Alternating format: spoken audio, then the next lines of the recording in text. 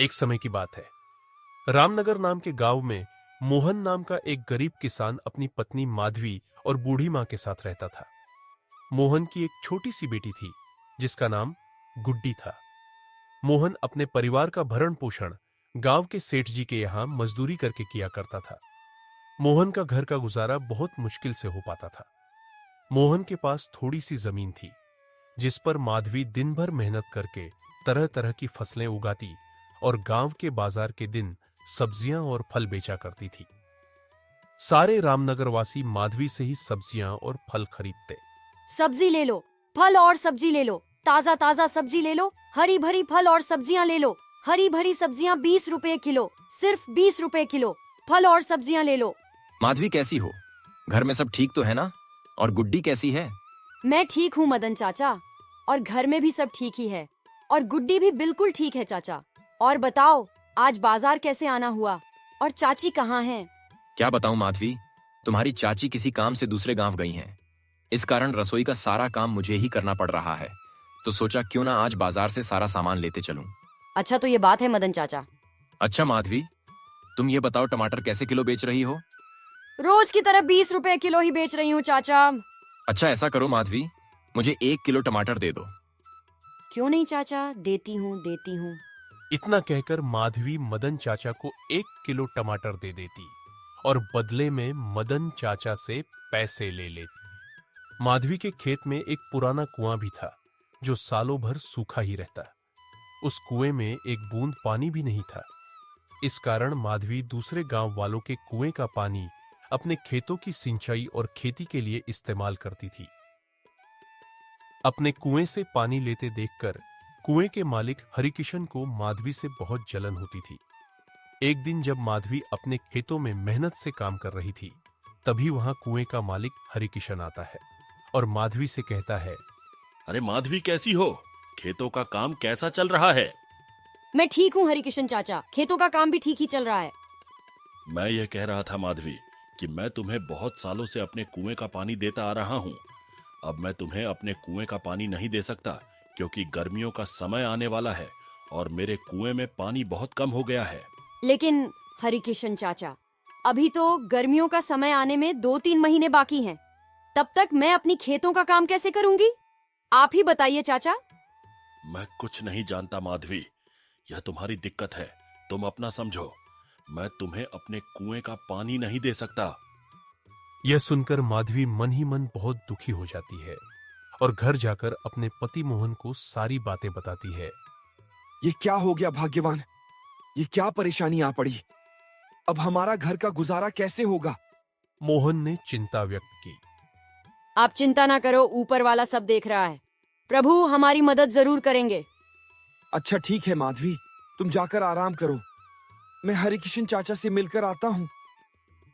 यह कहकर मोहन हरिकिशन चाचा से मिलने उनके घर की ओर निकल पड़ता है। हरिकिशन चाचा, अरे ओ हरिकिशन चाचा, घर में हो कि नहीं? मोहन ने आवाज लगाई। अरे कौन है भाई? रुको, आता हूं। अरे मोहन तुम हो, मेरे घर कैसे आना हुआ? हरिकिशन ने पूछा। हरिकिशन चाचा, मुझे माधवी ने बताया कि आपने हमें कुएं का पानी देने से मना कर दिया। हाँ मोहन, ये बात सच है कि मैंने माधवी को अपने कुएं का पानी लेने के लिए मना कर दिया। ऐसा क्या हो गया हरिकिशन चाचा? देखो मोहन, मैं तुम्हें कई सालों से अपने कुएं का पानी देता आ रहा हूं और इस बार गर्मियों का समय आने वाला है। इस कारण मेरे कुएं का पानी बिल्कुल सूख कर कम हो गया है। अगर मैं तुम्हें अपने कुएं का पानी देता हूं तो मुझे गर्मियों में बहुत परेशानी होगी। नहीं, लेकिन हरिकिशन चाचा, अभी तो गर्मियां आने में 2-3 महीने का समय है। तब तक मेरे खेतों का क्या होगा? मैं कुछ नहीं जानता मोहन। मैंने माधवी को भी कहा था कि यह तुम्हारी समस्या है। मैं तुम लोगों को अपने कुएं का पानी नहीं दे सकता। मोहन हरिकिशन चाचा को कुएं का पानी देने के लिए मनाने का बहुत कोशिश करता है, लेकिन हरिकिशन नहीं मानता है। फिर मोहन दुखी होकर थक हार के अपने घर की ओर निकल पड़ता है। क्या हुआ? हरिकिशन चाचा ने क्या कहा?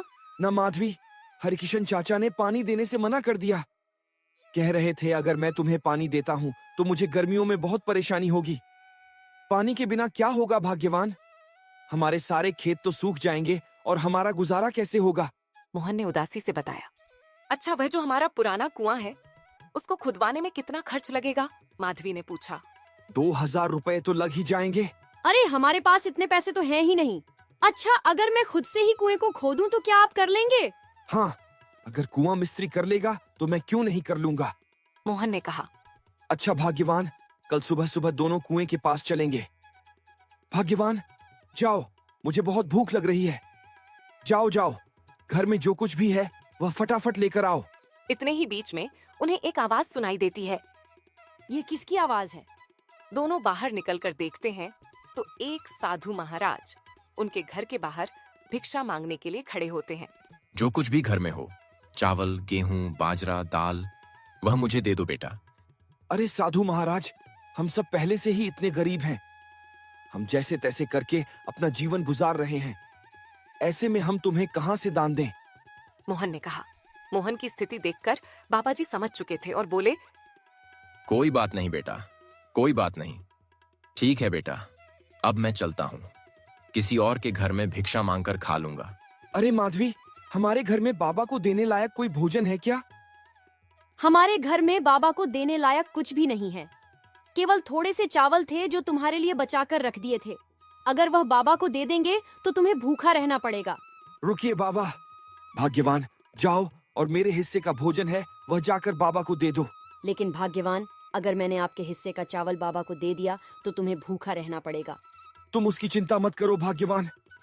वैसे भी अगर मैं बाबा को भूखा जाने दूंगा तो मेरे गले से भोजन नहीं उतरेगा। जाओ वह भोजन लेकर आओ। मोहन की पत्नी मोहन के अनुसार मोहन के हिस्से का भोजन बाबा को दे देती है। धन्यवाद बेटा, धन्यवाद। भले ही तेरे अभी बुरे दिन चल रहे हैं, मगर ऊपर वाला सब देख रहा है। वह एक दिन तेरी अवश्य सुनेगा। फिर अगले दिन सुबह सुबह दोनों, मोहन और उसकी पत्नी माधवी, अपने कुएं की खुदाई करने अपने खेत की ओर चल देते हैं।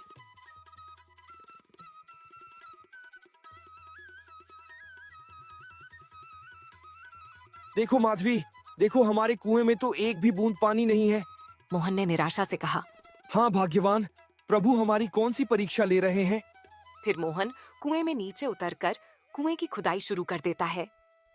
थोड़े समय बाद अचानक से कुएं के एक पत्थर के अंदर से पानी निकलने लगता है। अरे, यह पानी कहाँ से आ रहा है? मुझे तो अपनी आंखों पर विश्वास ही नहीं होता। मुझे तो लगता है कि यह सब मेरे अच्छे कर्मों का फल है जो मुझे मिला। भाग्यवान सही कह रही थी और बाबा जी भी सही कह रहे थे कि तुम्हारे कर्मों का फल तुम्हें अवश्य मिलेगा। ऊपर वाले ने मेरी सुन ली। अब मैं इस पानी से मैं अपने खेत की सिंचाई अच्छी तरह से कर सकूंगा। मोहन बहुत खुश हो जाता है और ऊपर जाकर माधवी से कहता है, भाग्यवान, प्रभु ने हमारी सुन ली। नीचे पत्थर से पानी निकल रहा है। क्या आप सच कह रहे हो भाग्यवान? प्रभु ने हमारी सुन ली। अब हमें खेती करने में कोई परेशानी नहीं होगी। माधवी खुशी से झूम उठी। तो दोस्तों, आपने देखा जो अच्छा कर्म करता है उसके साथ हमेशा अच्छा ही होता है।